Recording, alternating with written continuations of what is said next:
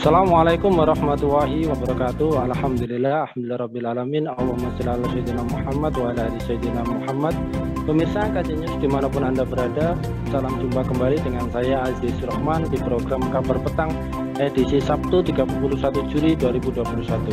Insya Allah beberapa menit ke depan kami akan menemani Anda mencermati dan menelaah berita paling menarik dan paling populer hari ini bersama narasumber yang kompeten di bidangnya dan tentunya dari sudut pandang Islam.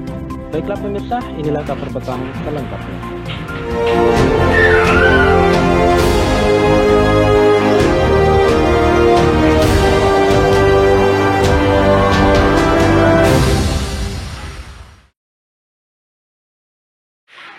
Pemirsa, spesifikasi minimal laptop pelajar pengadaan Kementerian Pendidikan, Riset, dan Teknologi menuai reaksi netizen yang meramaikan media sosial.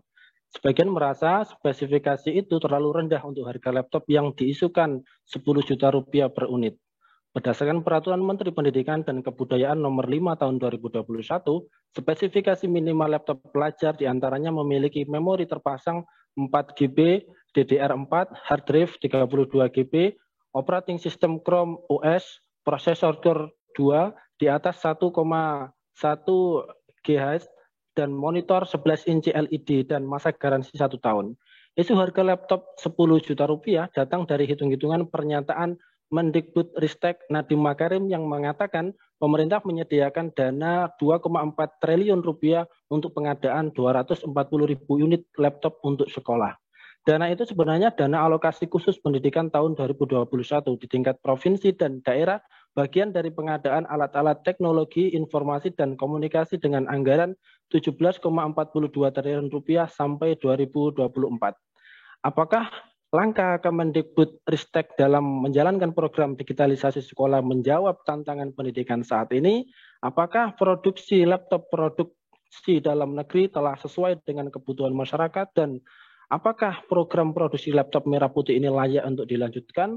Pemirsa, untuk membahasnya kami telah terhubung dengan seorang digital entrepreneur, Bung Pompi Saiful Rizal. Kita sapa dulu beliau. Assalamualaikum warahmatullahi wabarakatuh, Bung Pompi. Waalaikumsalam warahmatullahi wabarakatuh, Mas Aziz. Gimana ini kabarnya ini, Bung Pompi? Sehat? Alhamdulillah ya, walaupun di pandemi ya kita harus tetap survive dan bertahan. Gitu, ya, Mas. Baik Bung, kalau kita mencermati terkait dengan berita terkait dengan hal ini kalau Anda melihat ini, apakah formula harga per unit itu wajar begitu, dan bagaimana dengan efektivitas program ini dalam meningkatkan dan pemerataan mutu sekolah saat ini, Bung Pompi? Ya, Mas Aziz, pemirsa sekalian, kabar petang yang dirahmati Allah. Ya, yang pertama mungkin saya sedikit meluruskan sedikit ya tentang opini yang berkembang di masyarakat. Yang pertama bahwa harga 10 jutaan ya laptop dengan spek rendah, harga 10 jutaan. Kemarin yang beredar di kalangan netizen di Indonesia ya, plus 62 itu seperti. Tapi kita lihat kembali bahwa memang ada dua program pemerintah ya terkait hal ini, terkait laptop ini. Yang pertama, laptop merah putih, sebuah proyek dari pemerintah ya, semacam SMK-nya laptop ya. Kalau artinya pengen punya laptop dengan produksi di dalam negeri ya, yang kemudian Mendikbud itu menggandeng 3 universitas, ITS, UGM, sama ITB. Triliun yang seperti itu untuk itu ya, laptop merah putih itu laptop produksi lokal ya. Nah, yang satu lagi adalah proyek digitalisasi pendidikan, yaitu laptop dengan spek yang beredar dengan dana 2,4 triliun rupiah. Nah, ini kemudian dana 2,4 triliun ini ditarget sekolah itu, ada target sekolah yang dikualifikasikan yang di desa tertinggal, terluar dan sebagainya, atau 3T ya, itu sekitar 242.565 laptop. Jadi hitung-hitungannya netizen itu sederhana sebenarnya, 240.000 laptop dibagi total dana yaitu 2,4 triliun, jatuhnya 10 juta satunya. Tapi sebenarnya nggak seperti itu ya. Jadi nanti pagu ini akan didistribusikan ke setiap daerah ya, yang nantinya Pemda itu akan lelang ya dengan sesuai dengan kebutuhannya. Laptop minimal spek itu seperti itu ya. Kalau mau beli laptop ya minimal spek ini ya. Kemudian ada tambahan-tambahan ketika di teknik informatikanya ya, alat-alat wireless, laptop printer dan lain sebagainya. Jadi tidak sepenuhnya juga tidak punya salah. Ya, saya jelaskan seperti penyerahannya program digitalisasi pendidikan yang dikerjakan oleh Nadiem Makarim. Nah, pengadaan laptop ya yang bersertifikat TKDN ini, bersertifikasi produk lokal ini, apakah kemudian pertanyaan kedua tadi ya, apakah ini wajar dan tidaknya sudah saya jelaskan yang tadi ya. Jadi memang spek terendahnya yang beredar itu yang disebutkan oleh Bang Ajis tadi ya, Core 2 Duo, RAM 4 GB, kemudian harddisknya 32 dan sebagainya, itu sudah dibahas di netizen ya. Artinya itu adalah spek terendah yang direkomendasi atau yang diatur oleh Kemendikbud Pusat, Kemenristek Dikti Pusat. Nah, nanti terserah daerah itu mau nyeting, mau nyet-up, mau beli yang seperti apa, tapi sudah direkomendasikan seperti itu. Wajar enggak? Ya kalau itu harganya 10 juta ya enggak wajar ya. Tapi tadi alasannya sudah saya jelaskan di muka. Nah, kemudian pertanyaan kedua, bagaimana dengan efektivitas program ini dalam peningkatan dan pemerataan mutu sekolah? Ya artinya apakah dengan adanya laptop ini yang dibagi-bagi ke sekolah, itu kemudian otomatis pendidikan itu jadi baik gitu kan, seperti itu kan ya. Ya sebenarnya kita bisa berbincang banyak terkait ini, karena mutu itu bukan ansih ditentukan oleh tools atau peralatan, apalagi laptop yang mungkin nanti hanya digunakan ketika sekolah online ini. Namun mutu itu bisa sangat ya, selain fasilitas juga mutu SDM-nya ya, prasarana-prasarana yang lain, di mana itu saat ini di APBN itu sangat kecil sekali di pendidikan itu, gitu, dibanding dengan utang ya. Budget utang itu lebih gede maksudnya, kayak gitu kan ya, daripada budget. Nah, Ajis secara ini ya. Ya, baik Bung Pompi, sebagaimana yang sudah Anda singgung tadi ya, bahwasanya saat ini kan penggunaan teknologi digital ya berbasis internet ini masih banyak sekali kendala kan begitu. Nah, apakah langkah dari pemerintah tersebut ini menjawab tantangan pendidikan saat ini nih Bung Pompi? Ya, jadi tantangan pendidikan saat ini kalau kita sebut dengan era digital ya, kita harus menyesuaikan diri ya, upgrade dan sebagainya. Tapi memang kenyataannya kita itu belum siap untuk ke sana. Ya. Karena apa? Yang pertama memang pemerataan ya.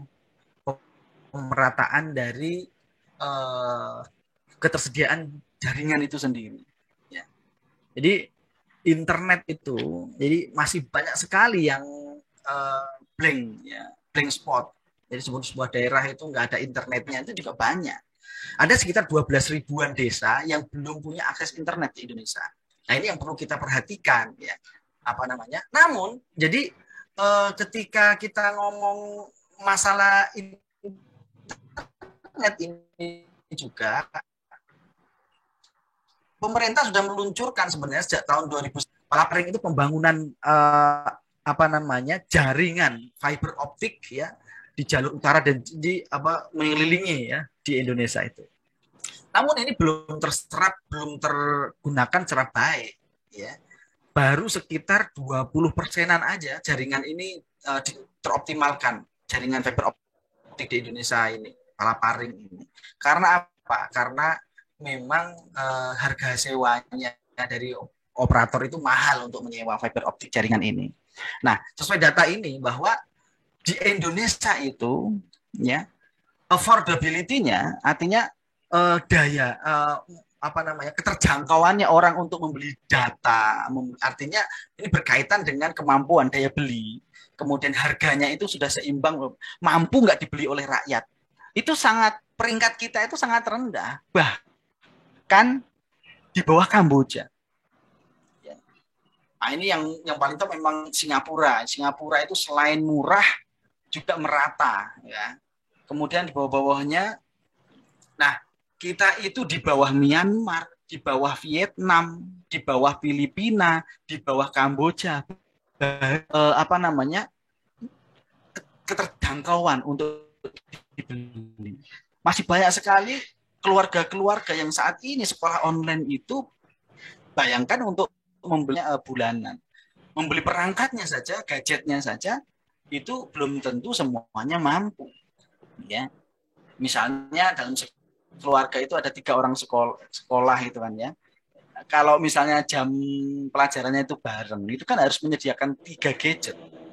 Minimal misalnya smartphone lah ya. Kita nggak bicara laptop dulu, karena laptop itu jelas apa namanya masalah pricingnya itu harganya itu di atas gadget. Apalagi untuk apa namanya kemudahan untuk ngisi pulsa internet dan lain sebagainya. Nah, jadi yang pertama tantangan pemerintah itu apa namanya apa yang dilakukan oleh pemerintah itu. Yang kedua, saya rasa apa namanya ada yang selain di proyek Palaparing tadi yang belum terserap baik ya ke penggunaannya, juga pemerintah sudah mau meluncurkan apa namanya Palapa ya, satelit Satria 1, satelit ya, satelit yang ngurusi memang internet ini dengan kapasitas 150 giga ya. Nah, ini rencananya tahun depan mau diluncurkan ya. Nah, tapi apakah kemudian akan sama-sama mangkraknya seperti Palaparing yang tidak termanfaatkan dengan baik? Ya, ini wallahu a'lam ya. Seperti apa nanti pemerintah menyikapinya. Itu Mas Aziz. Ya, baik Bung Tompi. Kalau kita mencermati terkait dengan pengadaan ini ya, ini kalau Anda melihat sendiri ya terkait proses pengadaan laptop dan juga alat TIK lainnya dengan anggaran biaya yang super jumbo ini, apakah program tersebut ini juga berpotensi terjadi korupsi anggaran ini, Bung Tompi?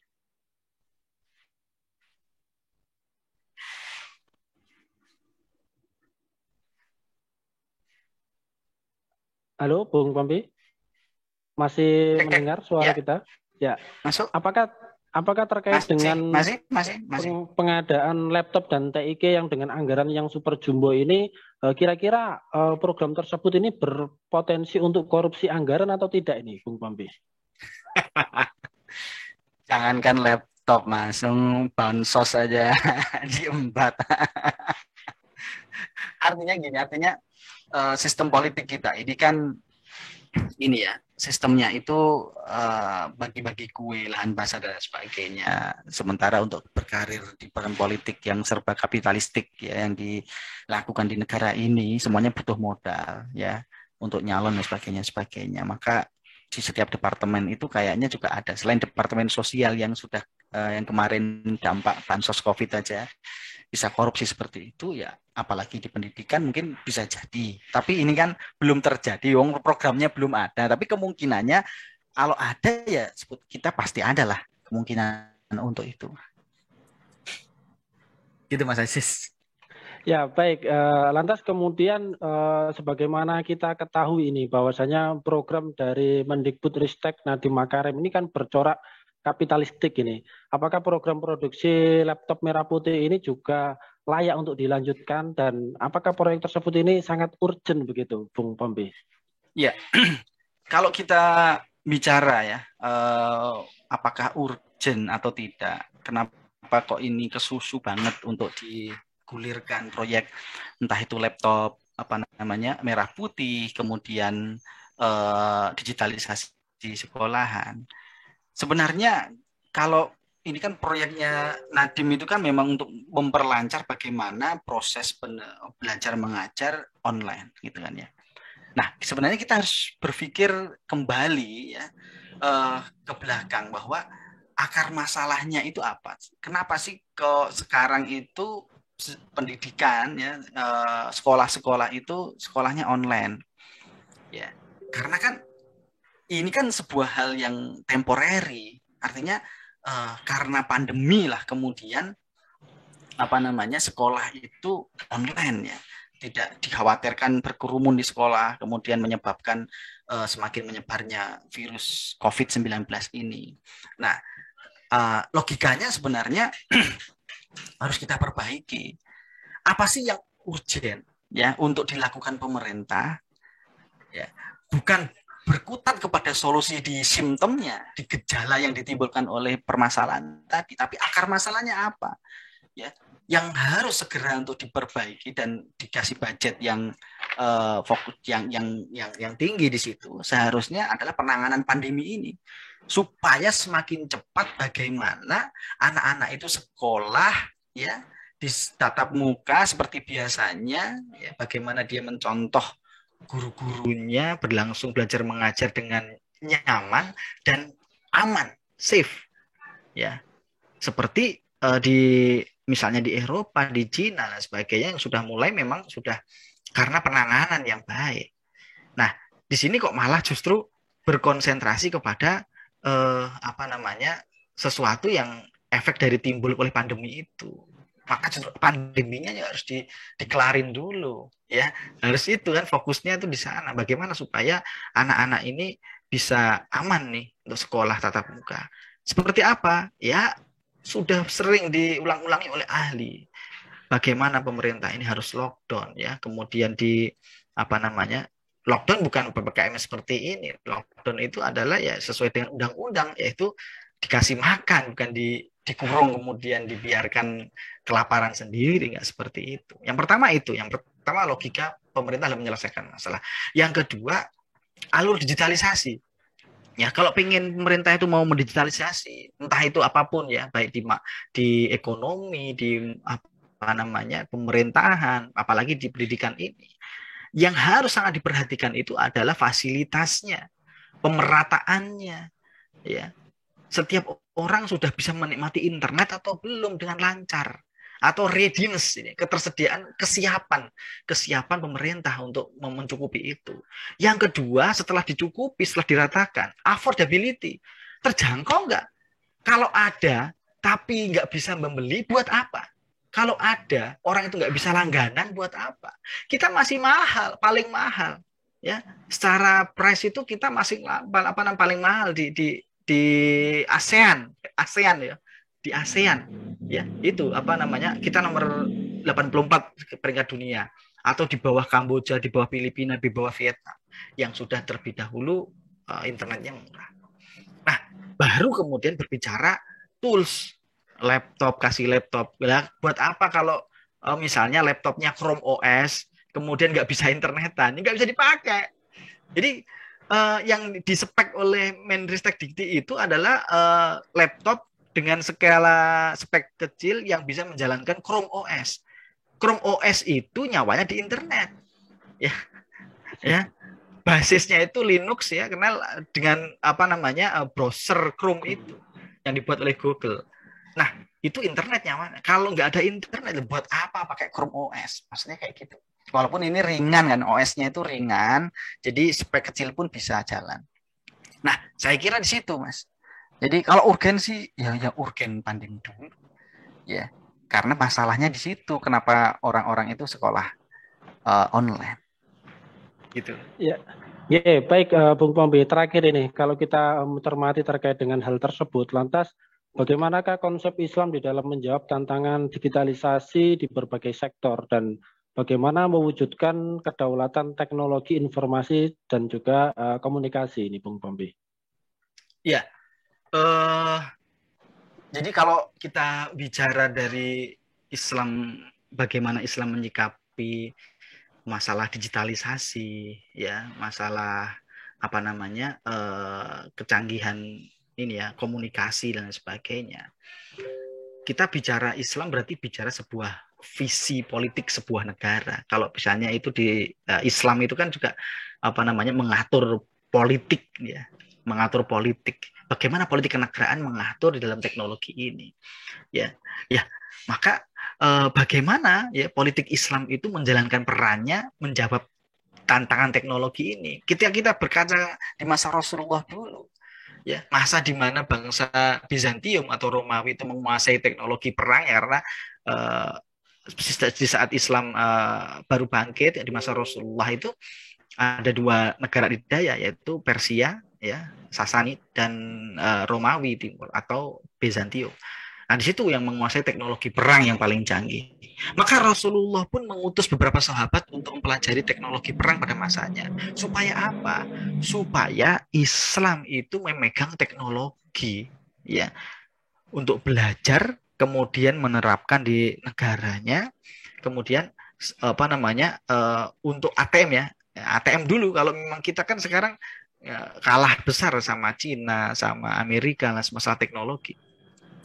Amati tiru ya modifikasi kemudian menjadi negara yang paling canggih teknologinya ya karena memang ini tuntutan Islam itu adalah menjadi khairun nas, menjadi bangsa terbaik, menjadi manusia terbaik, baik itu di teknologinya juga harus yang terbaik. Nah ketika negara ini itu harus ke digital saat ini diperlukan saat ini, maka negara Islam atau negara khilafah itu wajib menunjukkan kapasitasnya ya sebagai negara pertama yang menguasai teknologi digital dan tentunya ditopang oleh ekonomi. Tadi kan masalah budget, kemudian SDM. Nah, kemudian yang harus diperhatikan ya, yang pertama ketika zaman digital di sini, ketika mungkin Islam memandangnya bagaimana ketika konsep di dalam mengatur atau memanage kebijakan digital ini. Yang pertama harus ada kemandirian. Baik kemandirian risetnya mandiri, tidak di sopir oleh negara-negara kapitalis ya, tidak di drivingnya, tidak dipaksa, tidak di ini ya, kemandirian lah dari hulu sampai hilir. Dari hulu itu maksudnya apa ya? Kalau komunikasi misalnya kita bicara BTS, mesin-mesinnya BTS, bukan hanya laptop saja, tapi mesin-mesin BTS. Ya, sekarang ini kan semua BTS itu dikuasai oleh Cina. Jadi data semuanya di BTS ya, peralatan mesin-mesinnya BTS itu dikuasai oleh Huawei, mutlak di sini. Bahkan Nokia, Siemens pun ini diusir oleh Huawei, Cina semuanya. Ya, kemudian yang kedua, negara harus melindungi data pribadi. Ya, tidak seperti kemarin yang kemudian data BPJS bisa dicuri ya. Padahal itu terkait sama privacy. Negara aja nggak boleh memata-matai penduduknya ya, apalagi mencuri datanya. Nah, sementara saat ini kondisinya adalah kita itu startup platform kita itu milik asing semuanya. Dari marketplace ya, Shopee, Tokopedia, apalagi Lazada, apalagi Gojek dan sebagainya. Itu milik asing semua sekarang kan seperti itu. Lah, informasi pribadi seorang pembeli ya, seseorang yang habis makan apa, Mas Aziz kemarin habis mesen GoFood, itu langsung datanya itu dikolek ke server. Itu udah datanya udah masuk ke servernya asing. Ya. Nah, itu. Kemudian untuk apa data itu? Karena data itu emas ya, saat ini di masa teknologi ini data itu adalah segala-galanya. Data itu digunakan, diolah ya dengan macam-macam artificial intelligence, digunakan untuk menjajah kita. Lagi kurang apa di Indonesia? Yang layak dijuali. Bagaimana kita dari ekspedisi menguasai dan sebagainya. Semuanya kalau ada datanya itu semua bisa. Itu yang dilakukan oleh Cina ke Indonesia. Kita jadi subjek penjajahan. Nah, yang ketiga yaitu negara itu harus menjamin kebenaran setiap informasi yang beredar. Ya, tidak membiarkan hoax yang berkembang yang digunakan oleh keputusan kepentingan tertentu dan sebagainya. Jadi bagaimana informasi itu kan vital, ya. Maka harus dijamin kebenarannya. Dan kedua, apakah informasi ini mendekatkan kita untuk takarub kepada Allah atau enggak. Kalau informasi ini hanya untuk menjauhkan atau mengajak maksiat, ya berarti negara harus menghilangkan itu, karena fungsinya informasi ini adalah bagaimana untuk menjaga ya supaya syuurnya, supaya fikrohnya itu masyarakat tetap Islami. Tugas negara. Kayak gitu, Mas. Nanti saya poin tambah poin lagi, nanti waktunya nggak cukup. Ya, baik Bung Pompi. Insya Allah nanti kita sambung di lain kesempatan ya. Terima kasih Bung Pompi atas kesempatannya bisa hadir di Kabar Petang pada edisi kali ini. Semoga Anda dan keluarga senantiasa sehat selalu dalam lindungan Allah Subhanahu wa taala. Assalamualaikum warahmatullahi wabarakatuh, Bung Pompi. Waalaikumsalam warahmatullahi wabarakatuh. Baik pemirsa Kabar Petang, semoga Anda mendapatkan banyak manfaat dari acara kami. Sampai berjumpa lagi pekan depan di jam dan channel yang sama. Jangan lupa like, comment, share, subscribe, serta tekan loncengnya agar tidak ketinggalan info terupdate dari KC News. Karena disinilah Anda akan mendapatkan informasi aktual dari sudut pandang Islam. Akhirnya saya Aziz Rahman beserta seluruh kru yang bertugas undur diri. Assalamualaikum warahmatullahi wabarakatuh.